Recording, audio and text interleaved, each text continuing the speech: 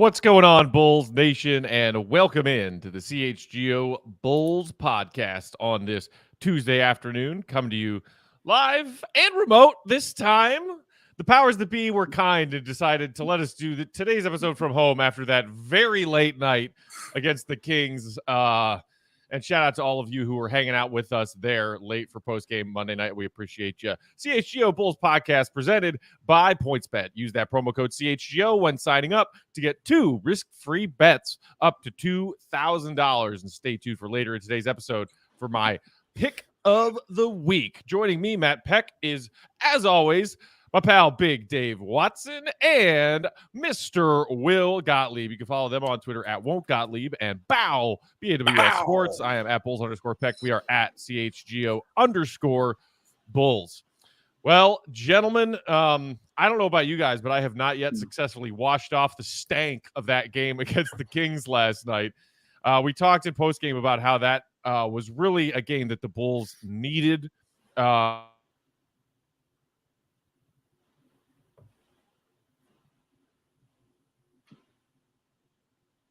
And Matt has frozen and decided to leave us.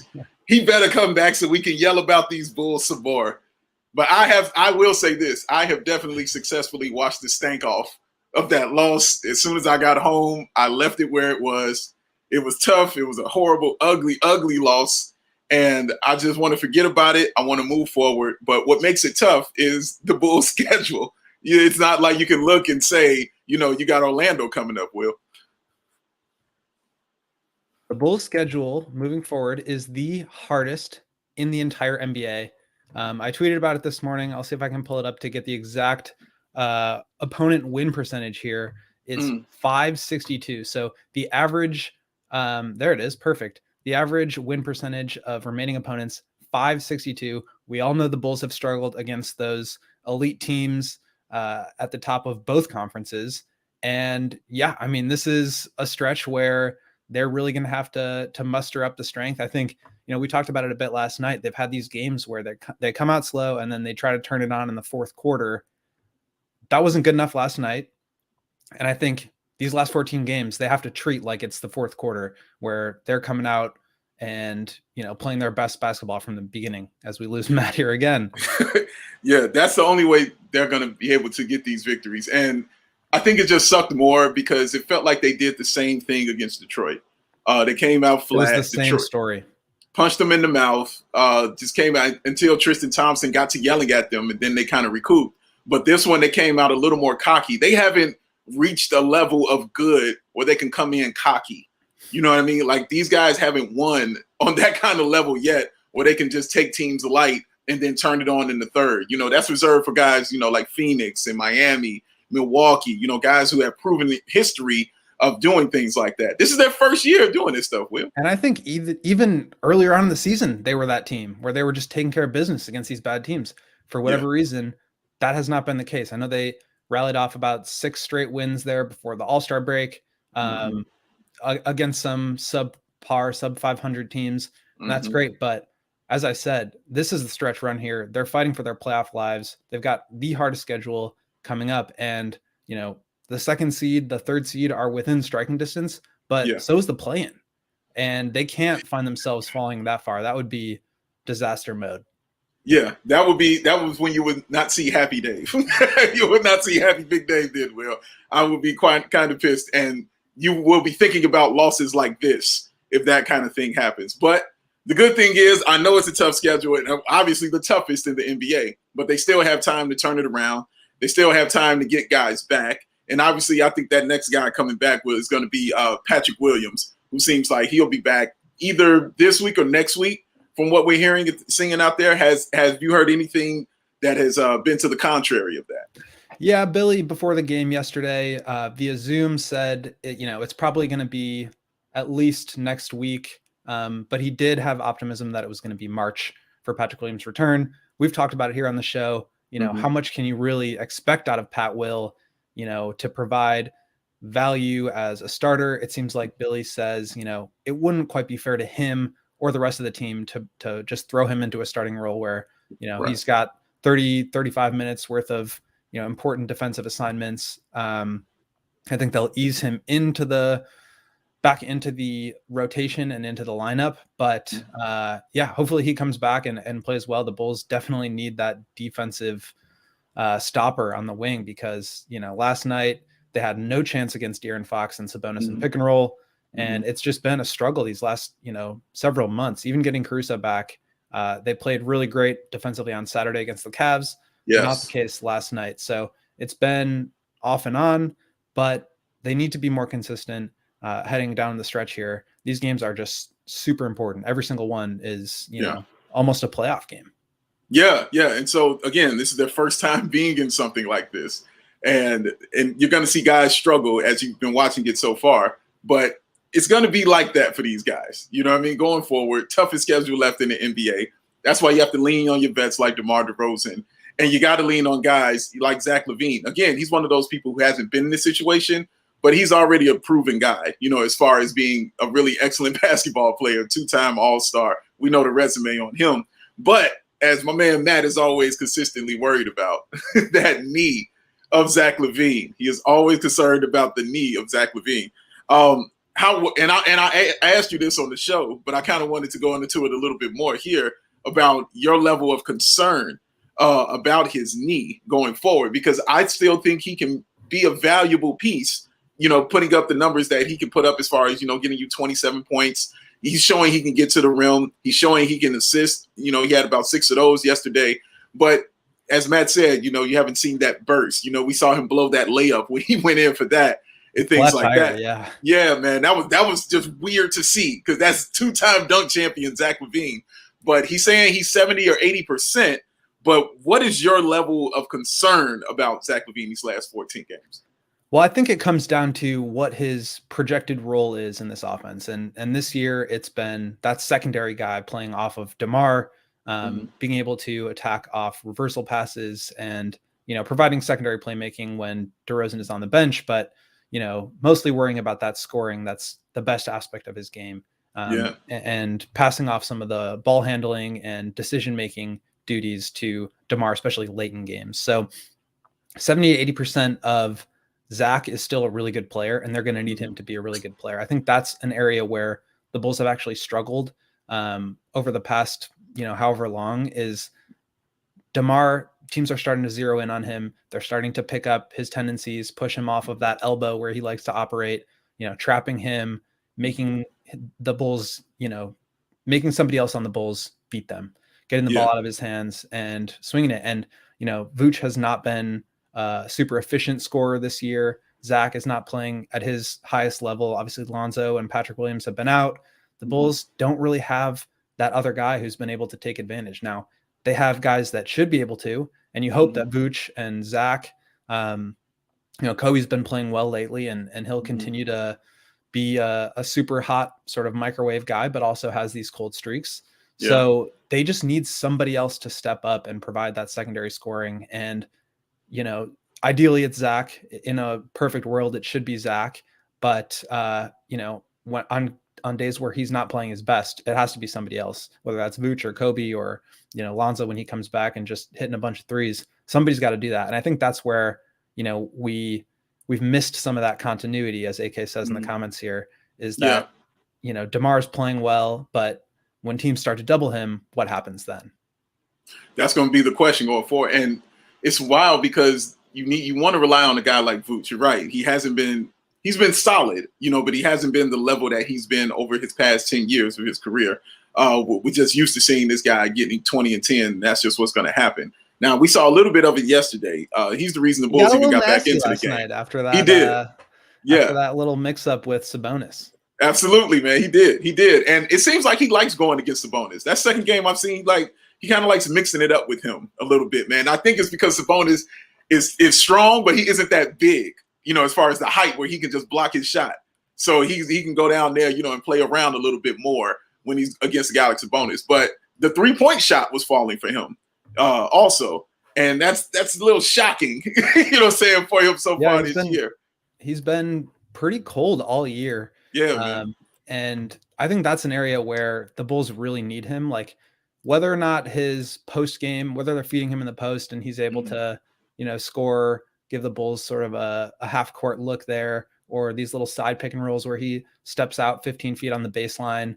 I think a really important aspect of his game for the playoffs, and I want to talk here about like the importance of home court advantage and, seeding in the playoffs, but Vooch is such an important part of that as a short roll playmaker. Obviously, we've talked a ton about that, but I also think just the spacing element, where if he's popping out to three, that provides DeMar with the room that he needs to operate from the elbow.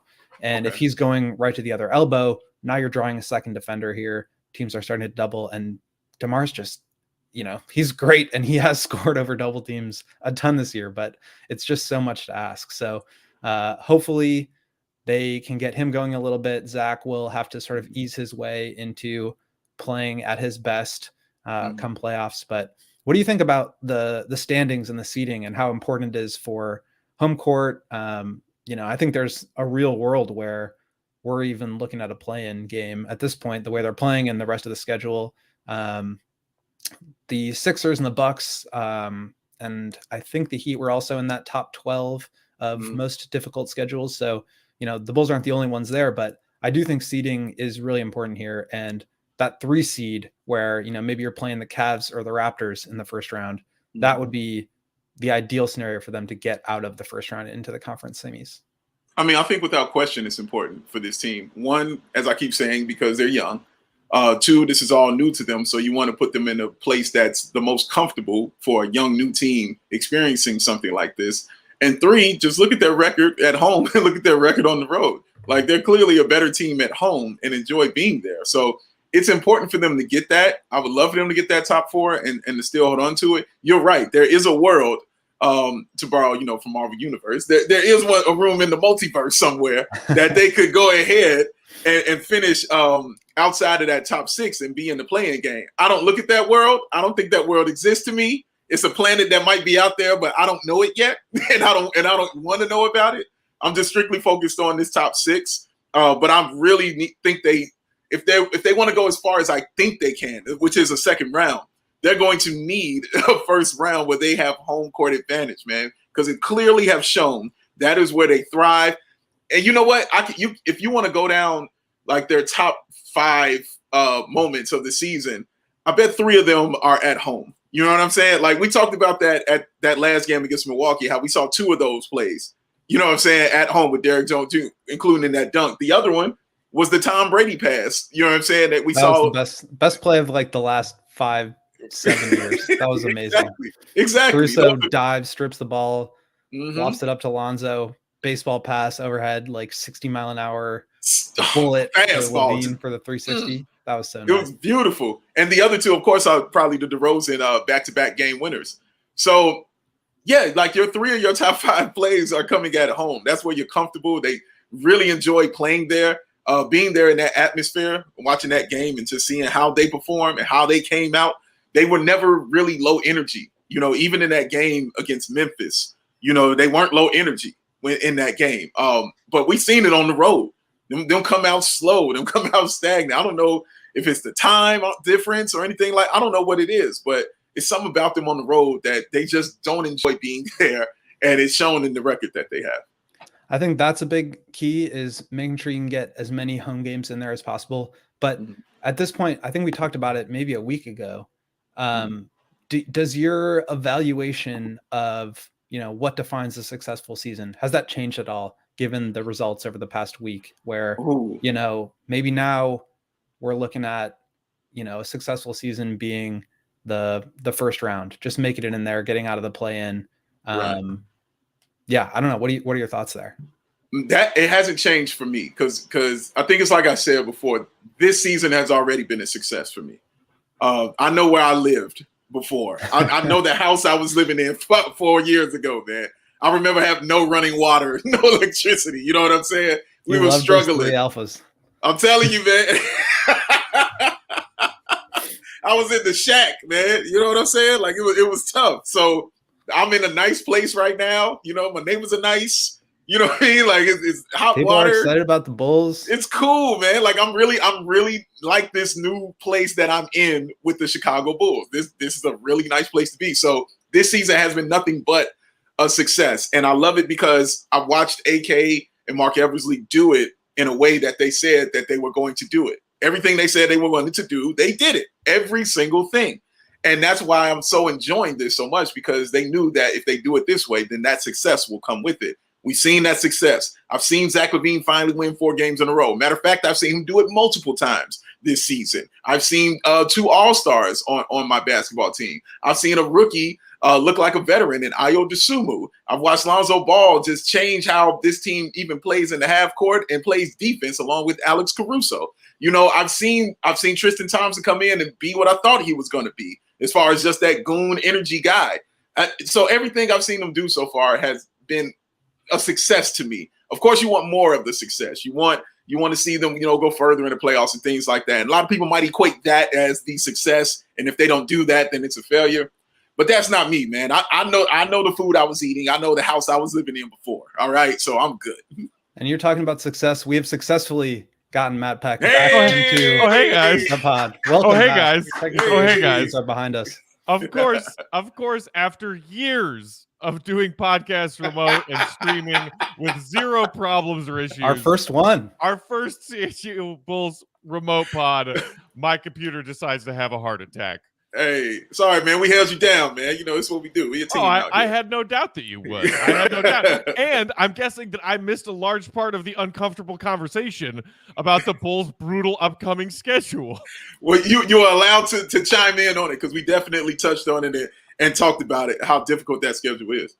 I mean, we're talking here, Matt, about, revisiting the conversation of what defines a successful season and how important it is for the Bulls to end up with the top 4 seed and make sure they secure home court advantage in the first round. I mean, I don't think you could overstate how important it is to try to get that first round home court advantage. You look at the Bulls splits, 25-10 at home, 16-17 on the road.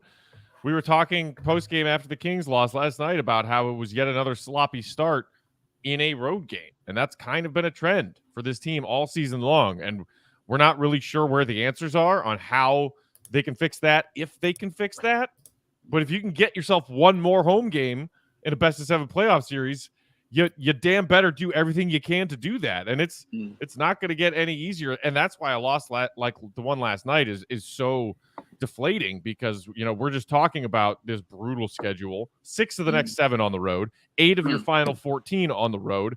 All, as you started the show mentioning, Will, against quality opponents, or most against quality opponents, the toughest strength of schedule remaining of all 30 NBA teams. You can't let those very, very winnable games slip when you're doing everything you can to push off Boston and Cleveland, and who knows, maybe even Toronto still has an outside shot at getting into that picture. I am preparing for the realistic possibility of the Bulls not having home court in the first round. Are you concerned at all about them even getting into the playoffs outside of the play-in? Like, I think there's a real world now where, I got to pull up the standings here, but I would say I'm getting a little concerned that, not playing a play-in game, avoiding the play-in tournament is a real possibility here. Yeah. It is. The Bulls right now are 3 games clear of Toronto. Last night, that was 4. That comfort zone is shrinking, and we have to go play Utah tomorrow night, and then we have to play Phoenix on Friday. That could very easily be 2 more L's. And then you got a back-to-back against Toronto and Milwaukee. I thought for a while, and our pal Mark K was talking about this a month ago and got crucified by Bulls Twitter when he was looking at this schedule and saying that play-in is not necessarily the Bulls are not clear of that play-in scenario. And Bulls fans are like, "Oh, come on, Mark. Always a pessimist. Why you got to drag us down?" It is absolutely possible. I still think it's unlikely. There's just not a ton of time left for them to make up that ground. But I mean, you'd also like to think the Bulls could take care of business against some of these teams. And right now, they just haven't been able to beat any of the teams ahead of them. These games against the Raptors, 2 games against the Bucks. I mean, that's going to basically define the play-in and the standings here. So these games are huge. And again, they haven't beaten any of these teams yet. Yeah, and I think that's the biggest thing about it. I mean, I would love to, attack Matt and go in on him about this for sure. But, it's hard to argue a fact. You know what I mean? Like, you looked at the fact that they haven't beat these teams that they have left to play. And so the concern, you're like, you know what? You have to validate the concern because you're looking at these teams. You're like, okay, didn't beat them. Got your ass kicked by them. Oh, they whooped you right there. Oh, man. That's a problem, going forward. But again, Will, like I said, it's a planet that I don't even acknowledge that it exists. I don't even acknowledge the existence of a play-in tournament for the Chicago Bulls this season. It's not real to me. It's a realistic, idea, and he's right. I don't even acknowledge it. I don't see it. I more so I'm looking up than I am down as far as the Bulls are concerned because they're closer to moving up than they are to moving down. That's a great point and something that the Bulls have a real chance here. The other side of this coin is they have a real chance here to put a stamp on, this narrative that they can't beat good teams. They've got the Bucks twice. They've got the Celtics. They've got, the Raptors here coming up. And then even some of their lower level teams, like the Wizards are probably clear. The Knicks are probably clear below the play-in here. But, the Timberwolves, the Pelicans, those teams that, would not be necessarily considered the top of the top, they're all fighting for playoff spots too.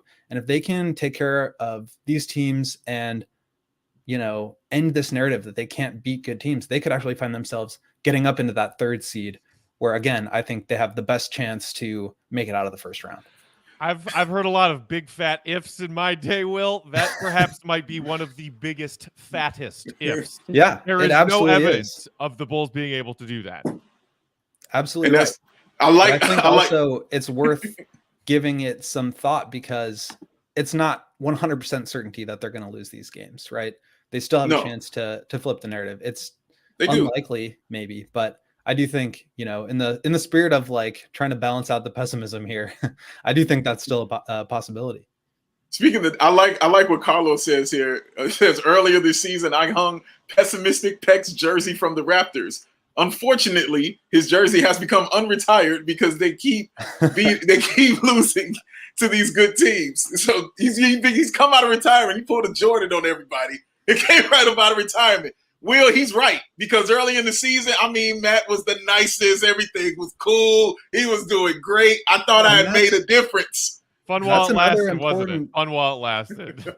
That's another important lesson here is that, the Bulls were the top seed in the East almost through the All-Star.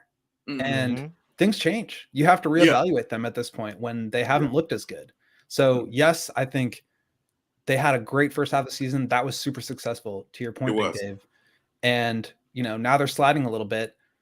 That changes things. That changes where they are in the standings. That changes who they're going to face in the playoffs. So, it's just a thing to consider here that you don't have a good start and therefore you're locked into the playoffs as the top seed. You have to finish out the season, finish out these games. Finish strong. That's what they're learning.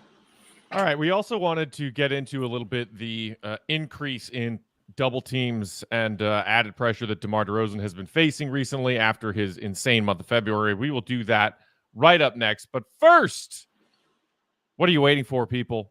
The best way to support CHGO is to download that PointsBet app and use promo code CHGO when you sign up. If you do that right now, you will get 2 risk-free bets up to $2,000. But that's not all. If you make a $50 or more first-time deposit, you'll receive a free membership to CHGO, which unlocks all of our exclusive web content, including the postgame thoughts after the Kings loss by our friend Will Gottlieb here. And you'll even get a free shirt of your choice from the CHGO locker. That's $2,000 in free bets, a free CHGO membership, and a free t-shirt from the CHGO locker, all for making a $50 first-time deposit at PointsBet. If you have any questions, you can email pointsbet@allchgo.com, and we will help you out. It's your home for live in-play betting, and it just got even better. Introducing PointsBet's new feature, live college basketball same-game parlays. Guys, March Madness is upon us. It's around the corner. It's on the other side of the door. And Parlay Peck is going to be playing the game. Parlay Peck is throwing all kinds of action that way. Combine your favorite bets anytime during the game. You want more? You can also boost those live same-game parlays. Watch live, parlay live, boost live with PointsBet. And now online sign-up is available in Illinois. Plus, during PointsBet March Madness, all users can earn up to $100 in free bets. During each round, just place a $50 pregame wager and get a free $20 live bet to be used for that round. So what are you waiting for? Once the game starts, don't just bet. Live your bet life with PointsBet. Gambling problem? Call 1-800-522-4700. People, the only thing I love better than PointsBet is being healthy. All right? And let me get you something. You want something delicious, don't you? You want something healthy and delicious. You say that don't exist. I say you're fibbing. Why? Because it's Athletic Greens, baby. Oh, and you're looking at me like, what the hell is Athletic Greens? Listen, let me tell you about it. Athletic Greens was created with the founder experienced a ton of gut health issues and ended up a complicated supplement routine to recover. And it cost him over $100 a day. You could be spending that on PointsBet, but no, he had to spend it on his health. He created Athletic Greens after experiencing how difficult it was to create an optimal nutrition routine on your own. He did it for us. He did it for me. He did it for you. But listen, you want to know about the cost? It costs you less than $3 a day.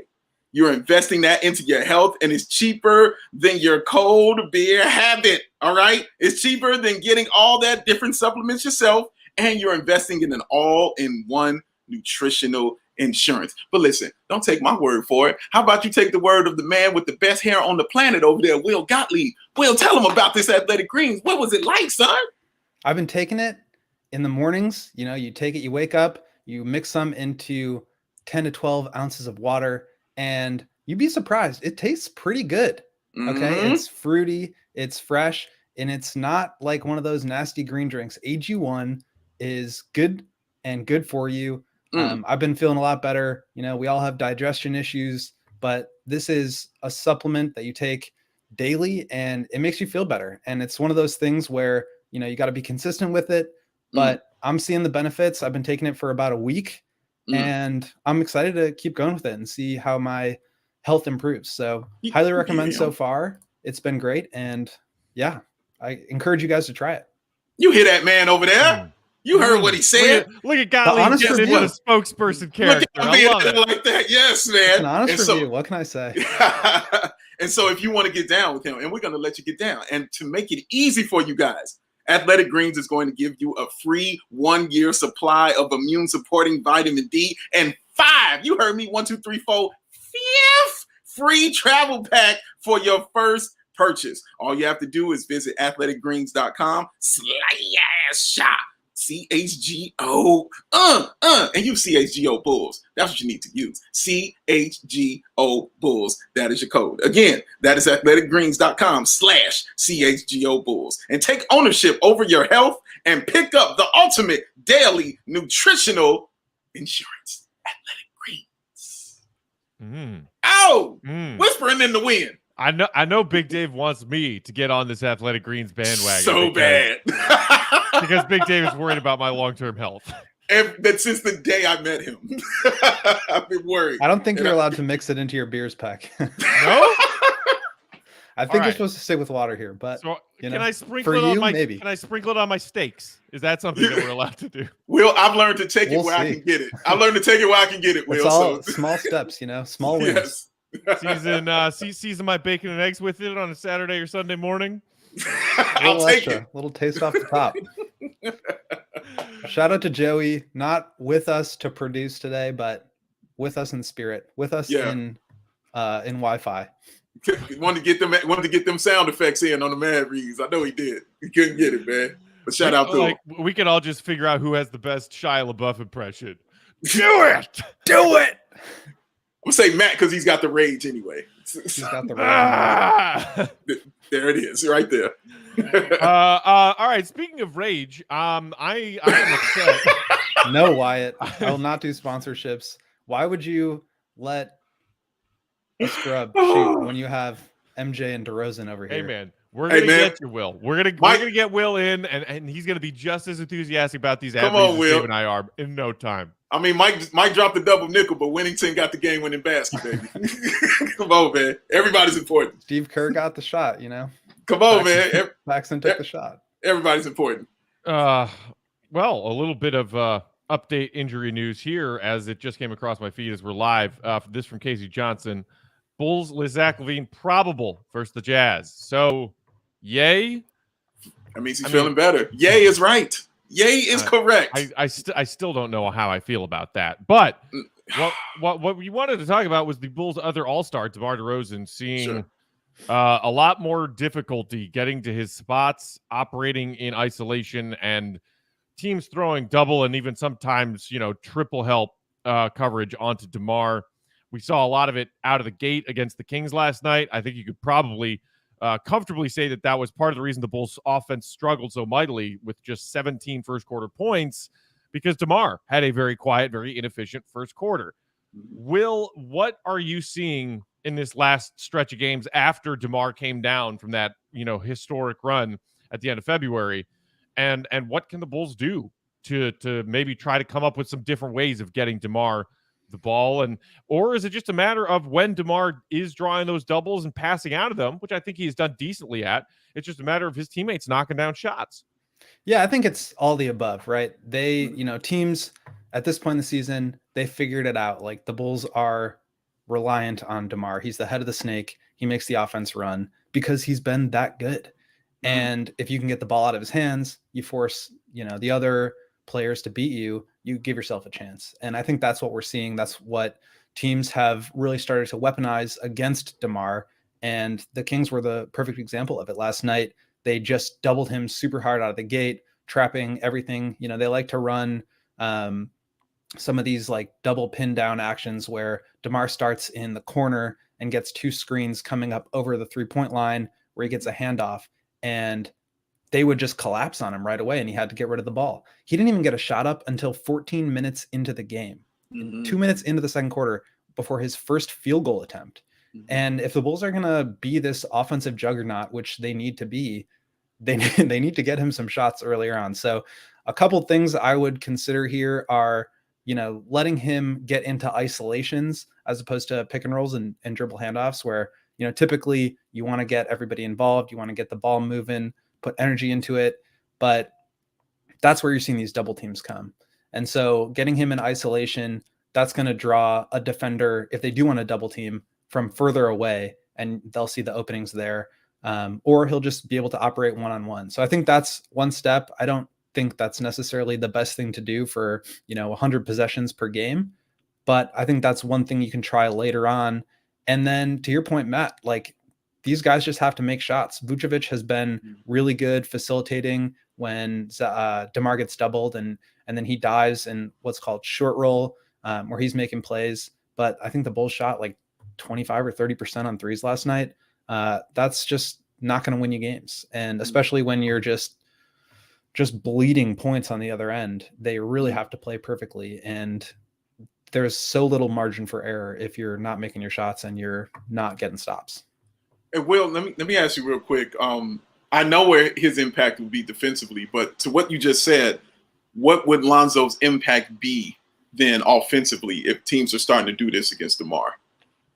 Well, he provides another floor spacer. And I think Lonzo, like, people consider him the point guard. I kind of think of him as like utility forward. He's 6'6", 6'7". He's got a long wingspan. He can defend 1 through 4. And he's a really good passer and a really quick decision maker. I could see him being that screener where he, comes up, sets the screen for DeMar, and then he's the one that's able to get the ball going downhill and make those plays. In situations where he's not doing that, he's obviously a great spot up shooter. And as I mentioned, he moves the ball really quickly. So on these kickouts, he's getting like 6, 7, 8 threes per game up. That's huge. And hitting them at a much higher clip than, Derek Jones Jr. Obviously, Tristan Thompson's not taking shots. So, 43% on threes from AK in the comments here. He's been so important to what the Bulls do as a playmaker, as a decision maker, and as a shooter. And obviously, that defensive quarterbacking is just, he's such an important part of the Bulls on both sides. So really excited to get him back. We don't know when that's going to happen, though. And the latest update that we got last night before the game didn't sound like a promising one, Will. It did not. Basically, he is not moving at full speed at this point. There was a bone bruise, which was discovered prior to the surgery, so not new, no setback. Billy really reiterated that in the pregame press conference, that there was no setbacks, but he is still, experiencing some pain, and they're sort of managing that with the bone bruise, and that's preventing him from sprinting, doing full speed lateral and vertical movement. So, we're still, as we talked about last night, still in that 6 to 8 week window. I believe this is week 6. Yes. And by the end of week 8, he could be ready to go. It also wouldn't surprise me if it takes a little longer. That's speculation on my part. But as I mentioned, he's so important, and the Bulls really need to get him back, but they need him back at 100%. So I'd rather take an extra week or two and get him back maybe like the week before the playoffs, as opposed to 2 or 3 weeks before the playoffs. But at least he'll be healthy. Yeah. I'm going with it. I'm erring on the last 2 weeks. I just the fact that it's still within the 6 to 8 is the reason I haven't been on my panic mode on this yet. But if it goes outside of that, I'll be right in the car with him, man. But yeah, he's still in that frame right there. And plus, I saw him dancing with his daughter on IG. So I'm like, okay, he's looking all right on some wholesome content we need from this person. Correct. To me, the one piece of concern dance, there, you can play. Come on. Tibbs, that sounds like Tibbs. I Do don't know it. what it does. That's the one piece of concern for me, though, is that he's still experiencing pain. It's not just like on the mend here, and so maybe that doesn't mean it's going to take longer. Maybe it does, but it would be better, obviously, if he was just not experiencing any pain. Things were moving like no. Again, he did not say setbacks, but without any sort of slowing down or resetting with anything going on in this rehab process. So again, could be very well in that same 6 to 8 week window. I think seems like they're still looking at that, but I just health over everything for me. Yeah. Do you see, I'm just thinking about a best of 7 series and adjustments game to game, and sure, Lonzo returning will be a boost for the Bulls offense as well as the Bulls defense, and maybe take some pressure off of DeMar in that he is a guy who DeMar could pass out of doubles to and more consistently and more reliantly knock down threes, which this Bulls team is missing sorely. But I don't necessarily see Lonzo as a guy who will take a lot of ball handling responsibilities off of DeMar, because that isn't who Lonzo has been for the Bulls or really at any point in his NBA career. He's not a high ball handling kind of point guard. Sure.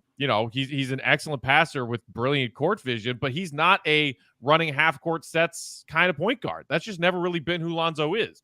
So, even if he provides, shooting and spacing for DeMar to pass to when he is double teamed, is that still a concern in a best of 7 series when you're talking about DeMar getting swallowed up because opposing coaches are saying, do not let DeMar beat us. Anyone but DeMar beat us. Like, to me, that is a real concern looking at a potential, and regardless of who the matchup is against in that first round, DeMar just being, Jordan ruled, so to speak. Yeah, I think that's definitely the concern with this Bulls team, is like, where does that offense come from? To me, it's not that the expectation should not be that that's on Lonzo. Lonzo's the connector. He's the one that keeps the ball moving, that spaces the floor. The offensive creation responsibilities are supposed to be Zach and Vooch after DeMar. And, if those guys are struggling, then, they're going to take us as far as they can, but that's on them. Breathe, baby. Breathe. This is a good basketball team. Stop acting like this is 4 years ago. Relax. Breathe. No, again, I missed that part of the conversation between you two, but this goes back to Bulls fans kind of morphing their expectations after that incredible start. And I sometimes let myself get sucked into that. And, I'm fully prepared for a first round exit. Like, I think that you have to look at that as a very real possibility. And again, that largely depends on matchup and whether or not the Bulls can hold on to home court in the first round. It's, it seems like not that long ago when we were talking about DeMar inching his way into the top 3 of the MVP conversation. Yes, and correct. The Bulls fighting for that 1 seed in the East, and now it's a very, very different conversation. It's just kind of like rocks your equilibrium a little bit. Yeah, some losing will do that. losing and playing this tough schedule will definitely kind of do that to this team. And we mentioned DeMar and how he's kind of changed in his scoring. The other guy I wanted to talk about, Matt, that has kind of flipped since the All-Star break is Coby White. He had kind of at some point, he had found a rhythm, and he looked much more comfortable out there before the All-Star break. I was looking at his numbers scoring wise before the last All-Star break. I mean, 9 out of those 10 games, he was in double-digit scoring, and that's including 7 in a row. And then the last 2, like he was 24 points and then 31. Remember that 31 points game that he had where he just went insane right after the All-Star break. 9 points, 15 points, 9 points, 15 points, 3 points, 19 points, 8 points, 9 points, 13 points. It's been very inconsistent, and I don't know what to kind of attribute it to because it doesn't seem like anything's been different as far as where he's playing. He's been in and out the lineup, because of injuries, and it seemed like he hit a comfort spot those previous 10 games, to kind of start the month. But it seems like after the All-Star break, I don't know what to attribute that to. What do you see when you're looking at Coby, Will? That's who Coby is to me. I mean, he's inconsistent. He's super hot and then cold. He gets super down on himself when he starts missing shots or, messing up defensive assignments where, you'll see him give up a back cut and then he slams the ball down and just is in his head. And, that's what happens when you're a young player and when you're streaky. I think we all agree that Coby works best when he can come off the bench and just fire away. Sure. That is the ideal role for him and a role that he will slot into when everybody gets healthy. So I'm not super worried about him in terms of, he's not playing his best basketball. I just think this is kind of who he is at this point in his career. And that will make a lot more sense when he can come in for, 18 to 23, 24 minutes a game off the bench as that 6th, 7th, 8th man and just provide scoring and not have to worry about that offensive creation. Now, last night, I thought he looked really calm and poised out there. He made a couple of really nice passes. True. Getting into the lane a little bit more and finishing. His finishing is up like 10% at the rim this year, which is awesome. Yeah.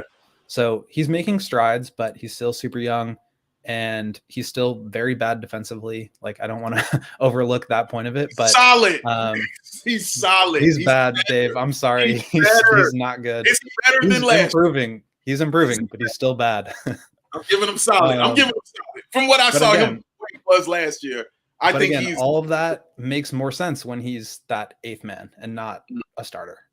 True indeed. And as far as his scoring, with the only thing he had after he came back from that injury in those first few games, when he was missing layups and everybody was like, "Get him off my team."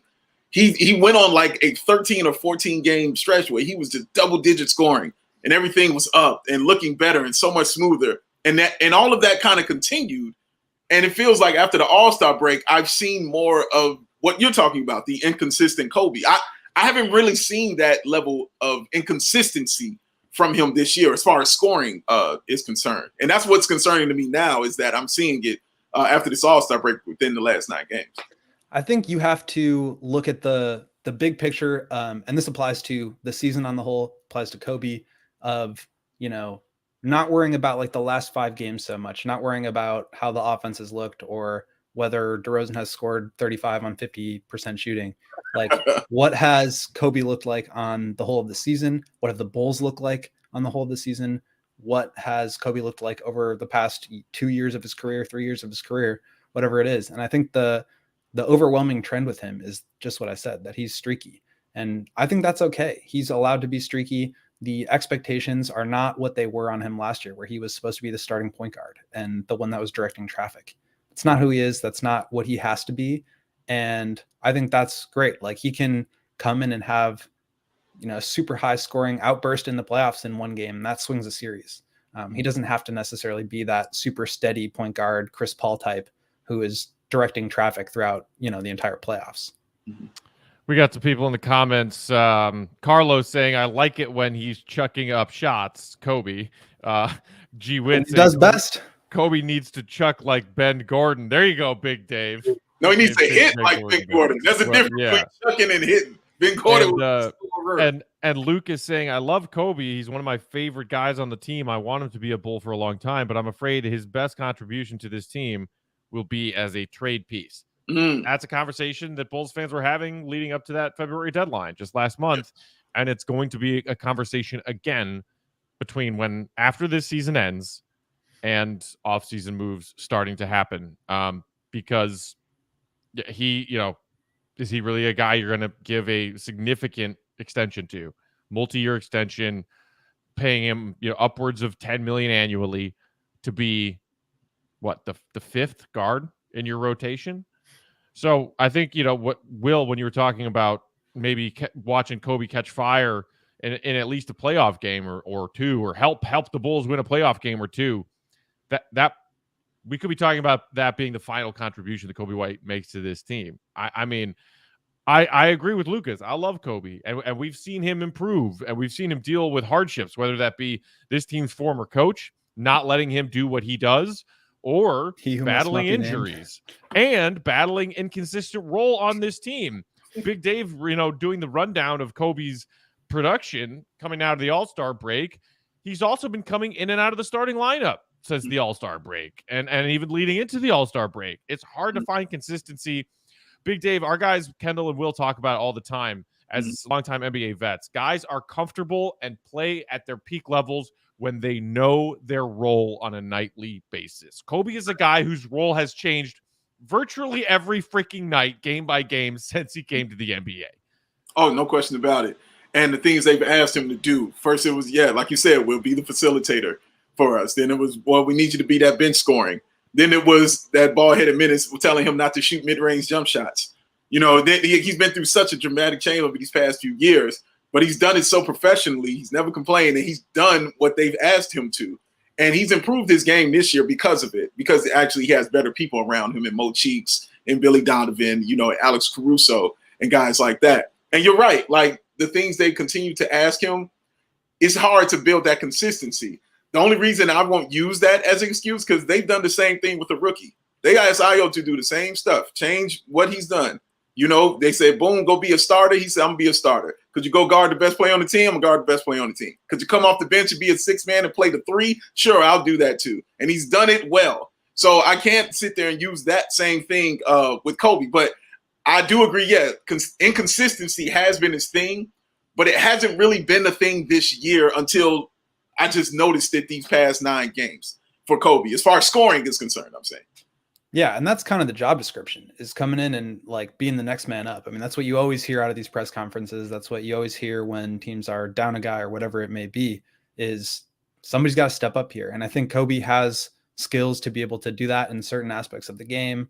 Obviously, the scoring more so than the defense or the facilitating. But again, he's still super young. The role that he's going to be required to play on this team is not going to overwhelm him. So he has to be more consistent doing the things that he should be good at this point.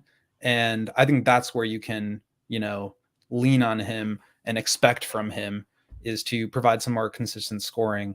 I do think it'll be super interesting to look at what happens with his, the option on the last year of his rookie deal. And then beyond that, if you're talking about like a smaller, sub $10 million or even like sub $15 million contract, I think that's tradable for a young player like that. So just given the nature of how the cap works with re-signing players that you draft and that are already on your team as far as bird rights and being able to go over the cap, I trust AK and Eversley and JJ Polk to make those decisions and to be able to, do something with him, whether that's trade him as sort of a chip with a higher salary attached, or hang on to him. And as we've talked about before, layer in this younger generation of players alongside with the Vooch and DeRozans of the world. All right, guys, before we get out of here, the Bulls do have the Suns on deck Friday this week. And if you want to get a little reminder of how tall of a task that will be, the Suns do have a game on NBA TV tonight against the New Orleans Pelicans. And speaking of which, That's where I'm headed for my PointsBet pick of the week this week, gentlemen.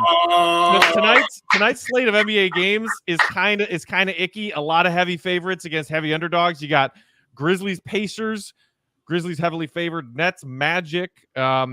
Nets heavily favored there. Pistons down 13 or given 13 points against the Miami Heat tonight. So that, to me, Suns Pelicans, the most intriguing matchup we got on deck tonight. Suns at -4.5 on PointsBet, and the over/under is set at 224.5. Over the past 10 games, the Pelicans, bless their hearts, have been averaging 120 points per game. That's some real-time NBA scoring there. The Suns, in their own right, averaging 116.5 over their last 10. So I love that 224.5 line to take the over tonight. And the Suns are the Suns. 4.5 seems pretty reasonable. So I'm doing a combined bet of line and over. Suns -4.5 and over 224.5 for odds of +190. Nice, simple, easy, make your money kind of bet for a Western Conference matchup tonight. 7 o'clock Chicago time tip on NBA TV. That is my PointsBet pick of the week. And don't forget that promo code CHGO. Guys, if you have an opportunity to watch the Suns play tonight, is it going to change anything about how you feel? I know you don't look past an opponent. We got Utah on Wednesday, but I am very much looking past Utah and saying, oh, God, we got to play the Suns again. I'm not looking past Utah at all. I'm very, very focused on Utah because they got to get this victory. But I think I'm going to throw a question to you, Peck. Like, how upset are you? And this might be part of your parlay on Friday, but how upset would you be if you watched your boy Cameron Payne drop 25 on the Bulls? I'm sorry. Can you repeat the question? Cam Payne dropping 25 points? No. I wouldn't be upset because I would be, I don't know, dead and in an alternate universe somewhere. That's not possible. I tell you what, though. Well, man. I tell you what, though. If the Bulls scrubs come back and make another pointless second half of the fourth quarter comeback to ruin a bet of the Suns covering like they did the last time these teams faced off, then I will be mad. If Malcolm Hill scores 9 points in 13 seconds or whatever the hell it was to ruin my cover for the Suns, then yeah, I'll be mad. But when it comes to this Bulls-Suns rematch, I'm looking elsewhere on the NBA slate to make a bet because I cannot have that happen to me again. Because I'll be rooting for the Bulls, but my mind is going to tell me bet the Suns. What do you think, Will, man? You looking at the Cameron Payne game? I mean, he's been playing really well. I think he had like an 11 assist game recently. I don't know, weirdest emotional experience I've had in a long time was watching him and Bobby Portis in the NBA Finals last year. Oh, wow. Yo.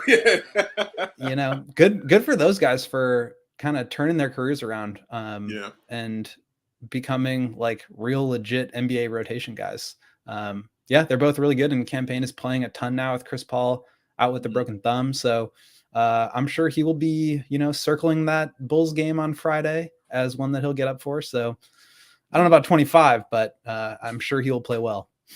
Hey, shout out to our guy Hayes in the comments. Hayes, I see you, boy. Telling people get the likes up. If you enjoyed our episode today, hit that like button. Subscribe to the CHGO YouTube channel if you aren't already. Whew. All right. You know what I'm looking forward to? Not having to watch the Bulls tonight. Let's all decompress Give from them that a day loss off. to the Kings. Yeah. Dave's already thinking about Utah. I'm not going to think about Utah until 7:58 Chicago time Wednesday night. Please, That's God. Probable. I like it. Peck is probable for pre and post game tomorrow. Peck. We'll see. We'll see how we're doing. In the meantime, follow us on Twitter. Will is at Won't Gottlieb. Dave's at Bow, BAWL Sports. I am at Bulls_Peck. We are at CHGO_Bulls. We're inching up near that 2K followers mark on Twitter for our CHGO Bulls account. Help us get to 2K and beyond. Don't forget to use that promo code CHGO when you're signing up for that awesome PointsBet app with that amazing offer of $50 or more on your first deposit to get a free CHGO membership. What are you waiting for? What are you waiting for? It's staring you in the face, just like Utah. All right, y'all. That's it. We are out of here until Suns until Utah pregame, we will see you guys tomorrow night.